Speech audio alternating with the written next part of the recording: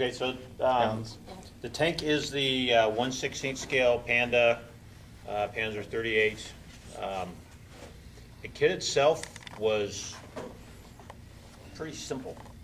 There's a little bit of detail on the inside of the turret for the gun. There's absolutely no other interior detail at all. The exterior, the exterior detail. It seemed like it was lacking a little bit. I mean, I've got a 1/35 scale still in the box, but just comparing that to what I had in the box, it doesn't seem to have as much detail to this as that Dragon one did. But for the most part, it went together pretty well. There weren't any.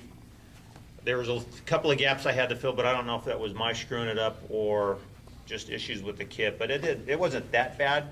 What I liked about what they did with the kit, the big road wheels are two parts. The rubber part on the outside is a separate piece, so painting them is a hell of a lot easier.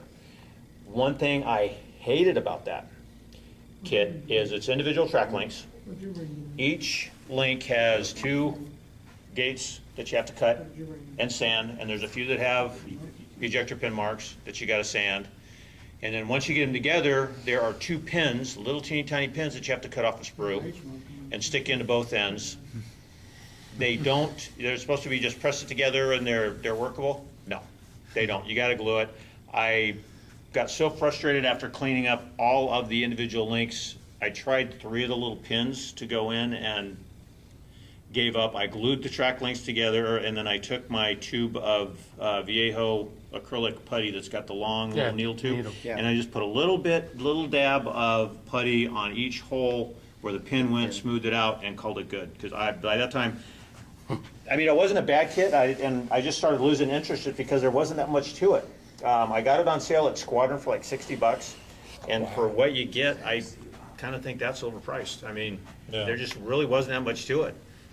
I like the size. That's very nice. Yeah, that was the first. Especially for those of us who need glasses, right? It was the first 1/16 scale tank I built. So if you're looking for something to cut your teeth on, it's probably not bad. But my intent was to do that, and then I got the figure I was going to do a base for it, but I lost interest after I got the tank model done. So the figure is Jeff Shui figure, 1/16 scale. Panzer Crewman, 1939 to 1943, I think he says. I love his figure kits. They go together really well. Once you cut them off and clean up the pieces, there's not a lot of flash, there's not a lot of seams to clean up. It goes together really well, and his sculpts of the figures are just incredible. I mean, I think they're better than like Mike Good's supposed to be another world-class guy, and I've put some of his together, and I don't think they're nearly as good as this guy from Hong Kong. His name's Jeff Shui, S-H-U-I is his last name. I don't know how you pronounce it. He's from Hong Kong. That figure was $60, like $5 shipping. So I mean, and for price-wise, they're really reasonable. But I really like doing those 1/16 scale figures, and his are just, the detail is really good. It's easy to pick out. And that was a lot of fun to put together. Alan? In comparison to the 16 scale Alpine kits, how do you? The detail is about the same. I like the fit of his figures a little better than the Alpine. I think it's not a whole lot different, but I've never had to use any filler on these, and I've occasionally had to use filler on the bigger Alpine kits. Especially the arms. Especially on the arms. You ever built any of the Dragon ones? 1/16? Yeah, the Dragon ones are terrible. Are they? Yeah, if you want something to practice on before you move to the resin, they're not bad because they're $10-15. Yeah. I got 16 of them for $6 a piece. Oh, yeah, I can see why. Then they're worth it. That's pretty good. I didn't know they made that many different. Oh God, they got like bet you- 50 They'd different. be really good for accessories, extra weapons and Yeah. helmets and other stuff. I That'd be didn't know really There's good no for kit that. so bad that it cannot be used for parts. That's right. That's right. We started that with Dave Griffin all the time. The one thing about this kit and with his other kits, it's like most larger scale resin figures, the wire for the headset was not included.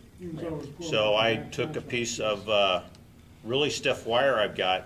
I thought it was about the right scale, and I heated it over a candle, thinking it'd get a little softer and I'd be able to bend it. Well, the outside of the wire burned off, and it left the core, which was very flexible, and it actually looked a little bit better scale-wise. And So, it looks like, I'm using Use magnet some wire. secret- It's 30 gauge. It looks about that size. Yeah. oh, okay. And it's very flexible Yeah, magnet wire. but the wire before I heated it up was really stiff. I mean, it would not stay bent. Yeah. But that's the thing with his figures is the wires and some of the smaller details for weapons like the slings and things like that, he doesn't make, you've got to do your own. And Alpine does give you slings for the weapons. You got to heat them up in boiling water and then you can bend them, but he doesn't for his other kits. But it was a lot of fun And to if you're do. getting into figures, UMM, USA, have you ever heard of them? You can look it up on the internet. I don't remember how to find them, but they actually make solder now that's pre-flattened.